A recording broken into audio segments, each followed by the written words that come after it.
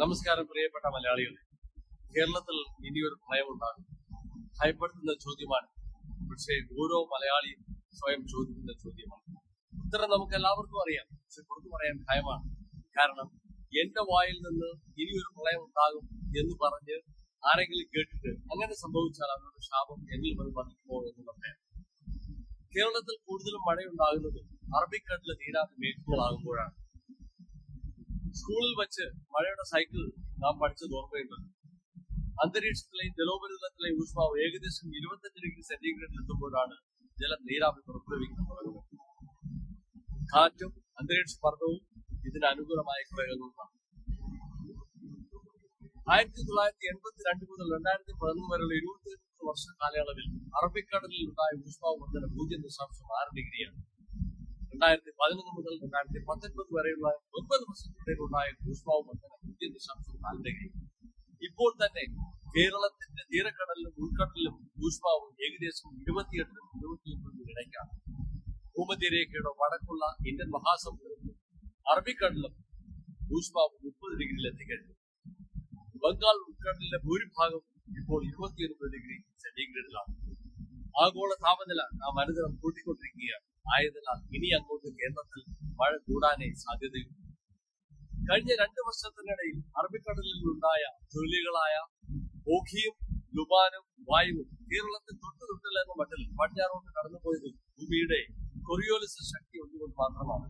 പക്ഷേ ചിലപ്പോൾ ചുഴലികൾ ഗതി മാറി കിഴക്കോട്ടും സഞ്ചരിക്കാറുണ്ട്. കൂടാതെ ബംഗാൾ ഉൾക്കടലിൽ ഉത്ഭവിക്കുന്ന ചുഴലികളൊന്നും തന്നെ പശ്ചിമഘട്ടം കടന്ന് കേരളത്തിലെത്തില്ല എന്നുള്ള ധാരണയിൽ നാം മാറ്റേണ്ടിയിരിക്കുന്നു.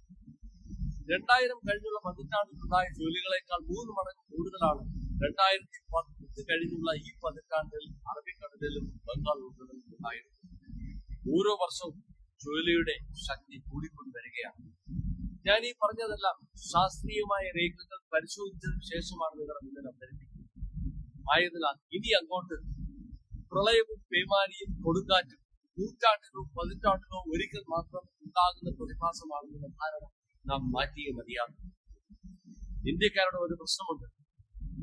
അവരെന്തെങ്കിലും ശ്രമിക്കണമെന്നുണ്ടെങ്കിൽ ഒന്നെങ്കിൽ IAS പറയണം, അല്ലെങ്കിൽ സെലിബ്രിറ്റീസ് പറയണം. ഞങ്ങൾക്ക് അതിവിദ്യാഭ്യാസമൊന്നുമില്ല, പക്ഷേ ഞങ്ങൾ ചെയ്യുന്ന ജോലി നന്നായി ചെയ്യുവാൻ ആവശ്യമായ നല്ല വിദ്യാഭ്യാസം ലോകത്തിലെ നല്ല സർവകലാശാലകളിൽ നിന്നും നേടിയവരാണ് ഞങ്ങൾ. ആയതിനാൽ ദയവായി ശ്രമിക്കുക. മഴവെള്ളത്തെ ഭൂമിയിൽ ഇറങ്ങാൻ അനുവദിക്കുക. മഴവെള്ളത്തെ തടയുന്ന രീതിയിലുള്ള ഓടുപാകലും സിമന്റ് സ്ലാബുകളും നമ്മുടെ മുറ്റത്തിൽ നിന്ന് മാറ്റുക. ഇനി അങ്ങോട്ട് മണ്ണിൽ നിന്ന് ജലത്തിനെയും വെളിച്ചത്തെയും മറയ്ക്കുന്ന ഒരു വിദ്യയും നാം കാണിക്കരുത്. യാതൊരു കാരണവശാലും തോടുകളും പാടങ്ങളും നികത്തരുത്. പുഴകളുടെയും തോടുകളുടെയും ആഴവും വീതിയും കൂട്ടുക. അതുവഴി അവർക്ക് കൂടുതൽ ജലം സംഭരിക്കുവാനും പെട്ടെന്ന് ജലത്തിന് കടലിലോട്ട് ഒഴുകി ചെന്നു ചേരുവാനും സാധ്യമാണ്. മതിൽ, കോട്ടമതിൽ എന്നിവ പാടില്ല.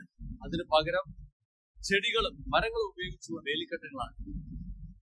ഭവന നിർമ്മാണ രംഗത്ത് കാതലായ മാറ്റം നാം വരുത്തിയേ മതിയാകും.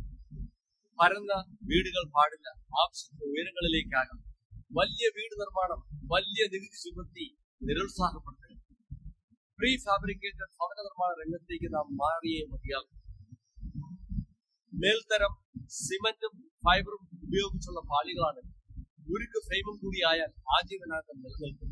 അല്ലാതെ നാം മലകൾ തുറന്നുകൊണ്ടിരുന്ന ഇപ്രാവശ്യം 81 ഉരുൾപൊട്ടൽ എന്നുള്ളത് അടുത്ത പ്രാവശ്യം 810 ചെന്നേക്കാം.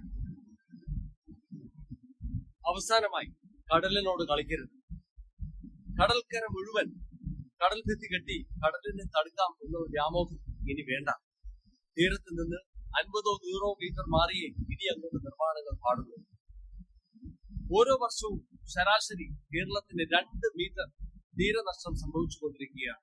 അശാസ്ത്രീയമായ പുലിമുട്ട് നിർമ്മാണങ്ങളും മണൽ ഖനനങ്ങളും ഇതിന് ആക്കം കൂട്ടിക്കൊണ്ടിരിക്കുകയാണ്.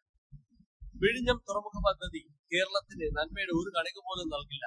പകരം അത് നൽകാൻ പോകുന്നത് തിരുവനന്തപുരത്തെ തീരദേശത്തിന് വലിയ ദുരന്തങ്ങളാണ്. വിഴിഞ്ഞം പദ്ധതിയുമായി മുന്നോട്ട് പോകുന്നത് കേരളത്തിൽ തന്നെ ആപത്താണ്.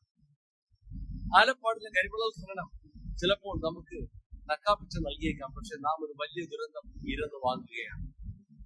ആയതിനാൽ നാം മാറി ചിന്തിക്കുക, മാറി പ്രവർത്തിക്കുക. ഇല്ലെങ്കിൽ പ്രകൃതി നമ്മെ കേരളത്തിൽ നിന്ന് മാറ്റും.